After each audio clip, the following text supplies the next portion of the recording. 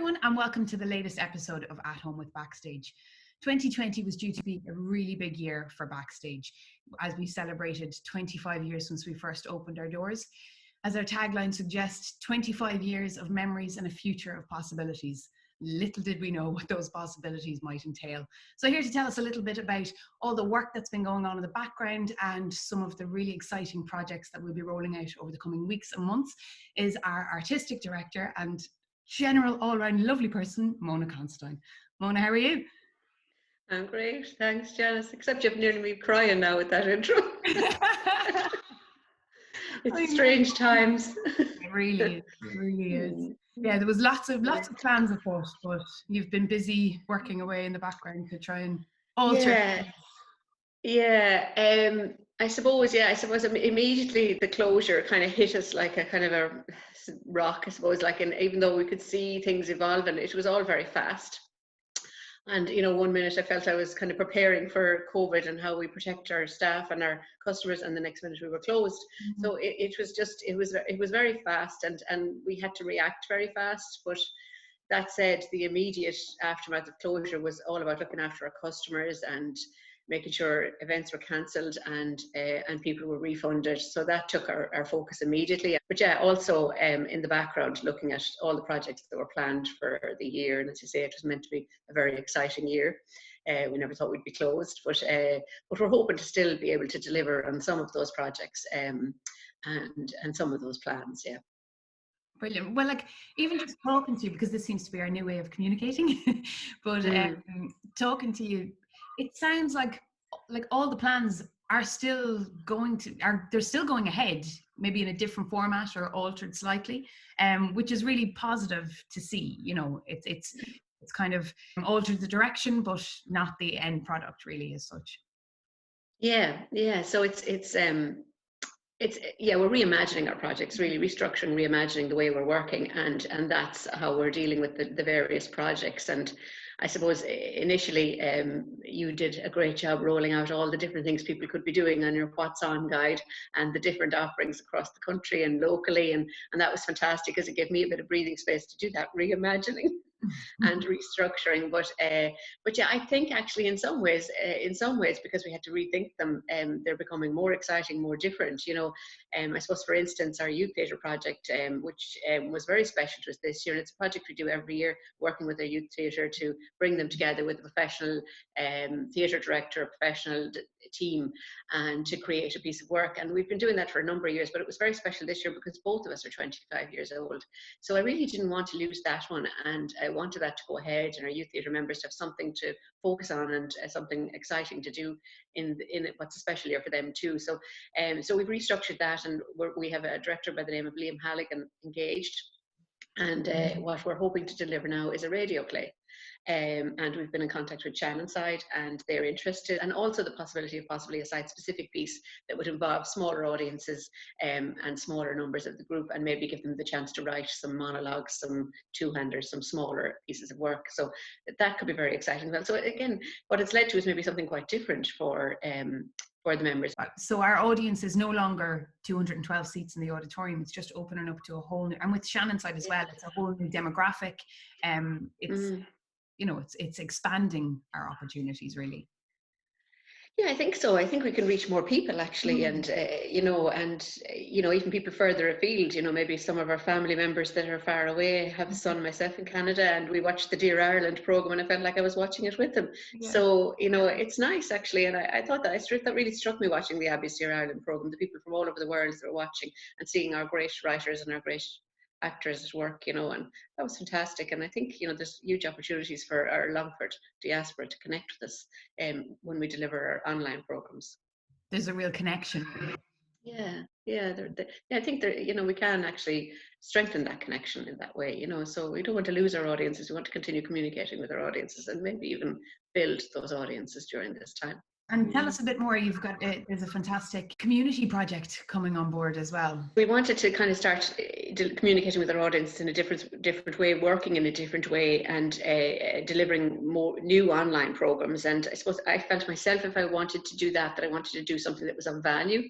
I have family members working in the health sector, and one in a nursing home, and I'm listening to what she's dealing with every day. And I suppose I wanted to deliver something that was had meaning for people in that situation. And so we've developed a 4-strand online program that's focused on people who are cocooning or in nursing homes, isolating, or generally people who are missing family members because of the situation. So the 4 strands are, we have a thing called a special song. It's a song request program. So we'll be inviting members of the public to nominate a special person that they can't see at the moment, be that a grandparent in a nursing home or cocooning, or a family member who's away from home, possibly a frontline worker.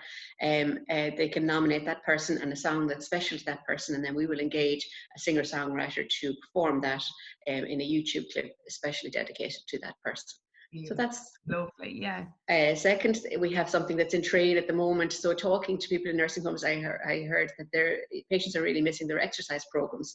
So we engaged a wonderful dancer, singer, composer called Jade O'Connor that we've worked with before on our Welcoming the Stranger project.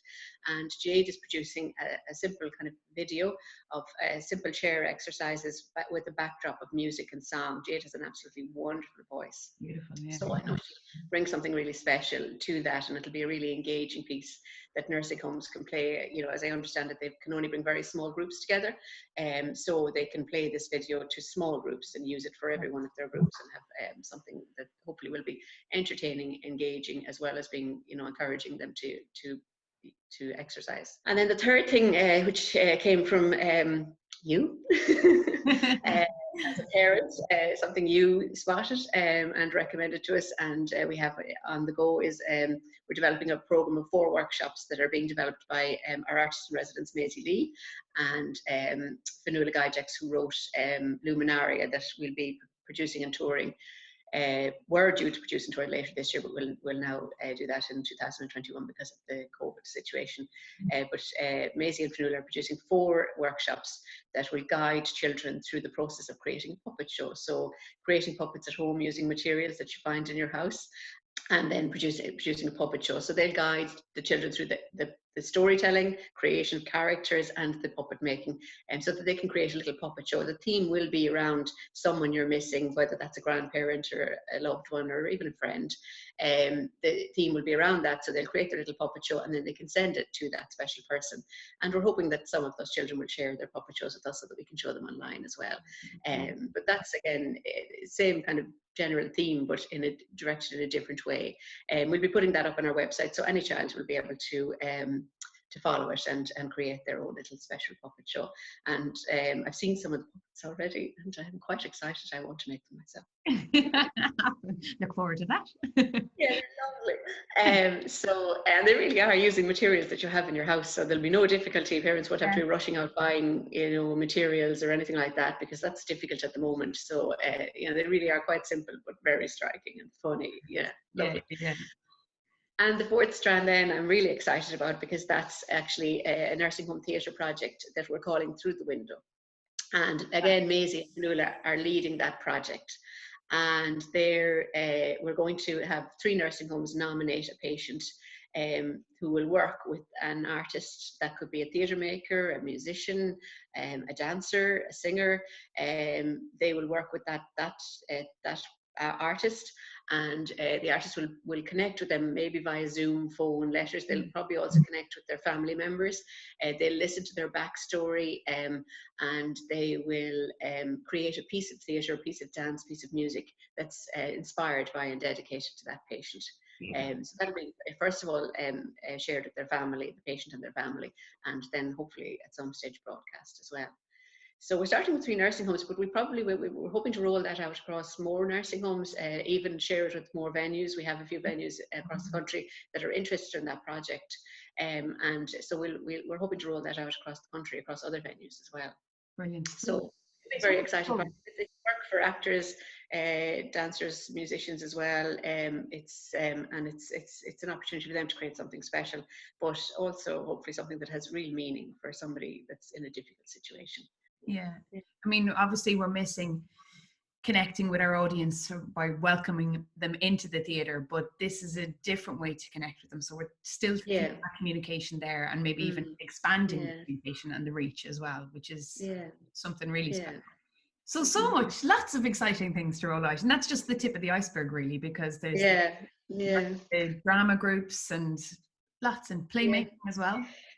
And our Young Curators program, which is will be rolling out very soon. So our young curators have been working since last year to develop a program that's curated by young people for young people, and they had a fabulous program, some lovely shows programmed, and we were hoping to see them in June and July, bring audiences into them. Obviously, that has all changed, and they have now gone back to the drawing board, talked to their artists, booked, and have put together a fantastic program that will be delivered online. So that'll be coming very soon too. So I'm delighted, because I felt that it would have been awful if the work that they had put in, which was huge work that involved research in schools and you know, a lot of programming, a lot of program research, and they really had put a great program together. So it would have been just awful if people hadn't had the opportunity to see what the work they'd done, and they hadn't had a chance to deliver. So I'm really excited to see their work put in front of an audience as well in an online. So yeah, it's not all doom and gloom, and we're hoping that these projects will get us through the year until we get to a point where we can bring audiences into our venue again. But we're looking at policies and procedures and getting advice in that regard, so that when we do, it'll be in a safe way, that we'll be making sure our staff and our customers are all safe when we do manage to come together again. And that's the most important. Well, listen, Mona, to end on that lovely positive note, thanks so much for taking the time, and no doubt I'll be talking to you very, very soon. Yeah, we're in regular contact, even if it is on a screen, but I'm looking forward to being in the building with you again, Janice. That's it, exactly. Mona, thanks a million. We'll talk to you soon. All right, thanks, Janice. Okay, bye.